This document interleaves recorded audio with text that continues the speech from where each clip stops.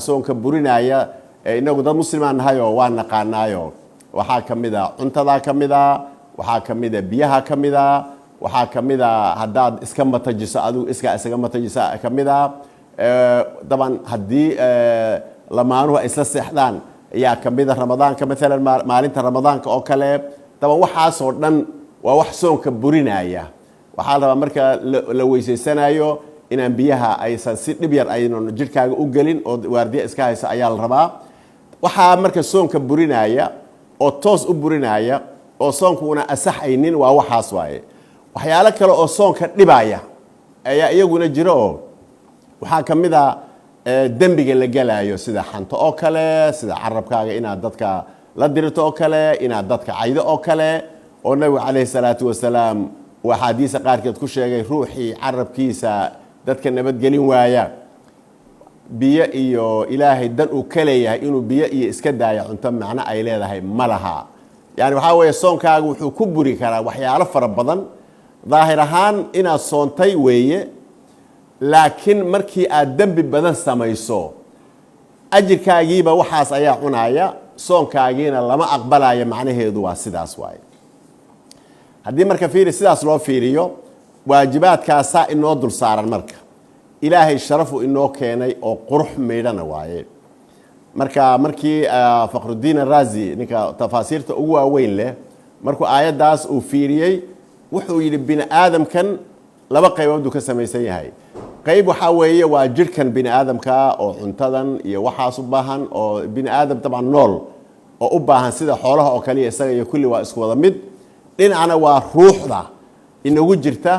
oo ilaahay subxaanahu wa tacaala uu inagu rakibay saad quraanku marka oo unzila fihi alquran marka la leeyahay waxa weeye bisha ramadaan marka quraanka meeshuu ka soo degay oo ilaahay subxaanahu wa tacaala uu ka soo dejiyay samooyinka inta laga keenay ayaa samadan adduunka ayaa la isu keenay bisha ramadaan iyo habeenkii leelatul qadriga la keenay marka wuxuu leeyahay ramadaanka marka la soomayo waa horta dabaaldeg oo khayrka weyn ee yimid ee muslimiintu kulligood ku faraxsan yihiin qaybta kalena waxa weeye marka la fiiriyo macnaha uu ku fadhiyo ramadaanku waxa weeye inaga dhulka ayaa aad ugu dhaganahay laana cuntadan iyo beertan iyo xoolahan iyo caruurta la dhalaayo iyo waxaas oo dhan dhulkana calaaqa la leeyihiin dhulkan ku xidhanahay laakiin ramadaanka oo kale iyo taacada waaweyn ee samaynayno korba inoo qaadaysaa markaasay meeshu quraanku uu ka yimid oo samooyinka ahayd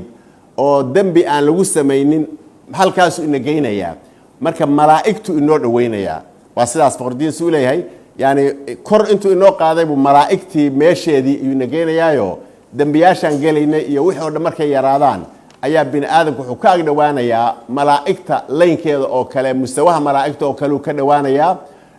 mararka qaarkood ambiyada oo kaleba malaa'igta way ka sareeyaan xagga marka la yiraahdo fadliga iyo de waxay qabanayaan iyo khayrka loo soo diray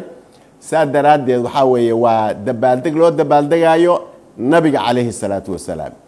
ilaahay subxaanahu wa tacaala wuxuu leeyahay hudan linnaas yani wuxuu yani quraankani uu yahay hanuun ramadaanka baa inuu soo degaan ka sheekaynaynaa quraanku marka dadku hanuuninayaayo mugdigii lagu jiray uu idinka saarayaayo wuxuu idin bixinayaa meel iftiin leh oo quruxsan oo isha iyo qalbiga iyo dhagtuba ay ku qabowsanayaan hanuunkaas ayuu idin geynayaa dhinaca kalena waxa weeye ilaahay subxaanahu wa tacaala hudan linnaasi iyo walfurqaan yani waxa weeye xaqa iyo baatilkii dadka mugdiga iskaga dhex jiray oo la garanaynin meeshee sax iyo meeshee qaladana tana daaweysay oo isaga ayaa wuxuu kala bixiyay xaqii baatilkii iyo xaqii uu kala soocayaa marka saa daraadeed bisha ramadaan quraanka la soo dejiyay waxa weeye malaa'igta laynkeediina kor buu ina geynayaa oo ruuxdeennii oo dhan buu cirka geynayaa dhinaca kalena amal buu inagu abuurayaa ilaahay marka nabiga calayhi salaatu wasalaam wuxuu yidhi ilaahay subxaanahu wa tacaala ayaa idinku fardiyay buuri oo hadda quraanka kor buu kutiba calaykum as-siyaam kolka la leeyahay marka la leeyahay ilaahay baa idinku waajib idinkaga dhigay buuri dad yahow oo waajib baa laynaga dhigay aniguna waxaa la ii soo dhiibay inaan aan idiin bayaaniyo si xoog badan oo quraanku taban axaadiisu quraanka fasiraysaayo sunanta nabiga calayhi salaatu wasalaam qur-aankaasay fasiraysaa waxyaalaha qur-aanka uusan aada u sheegin ayaa nabiga loo diraya markaasuu isagaa sheegaya markaasuu si tafatiran ayuu u sheegayaa iyo sida loo run ahaan loo gudanayo waajibaadka ayuu sheegayaa mararka qaarkood waxyaalahan qur-aan kusoo aroorin bay axaadiis sheegaysaa mararka qaarkoodna waxyaalo qur-aanka uu sheegay ayay fasiraysaa oo macnaha axaadiista uu nabigu calayhi salaatu wasalaam uu leeyahay sida laga rabo waa sidaa iyo sidaas aniga marka wuxuu yidhi ana taasaan idiin qaabishanahay buuhi ilaahayna waajib buu idinkaga dhigay aniguna markaa si oo faahfaahsan baa la ii soo diray inaan idinku sheego ruuxii marka soon iyo qiyaamuleyl la yimaada wax fiican buu sameeyey dembigiisiina waa la dhaafayaayo sidii maalintii hooyadii dhashay ayuu noqonayaa. Assalaamu calaykum waraxmatullahi wabarakaatuh.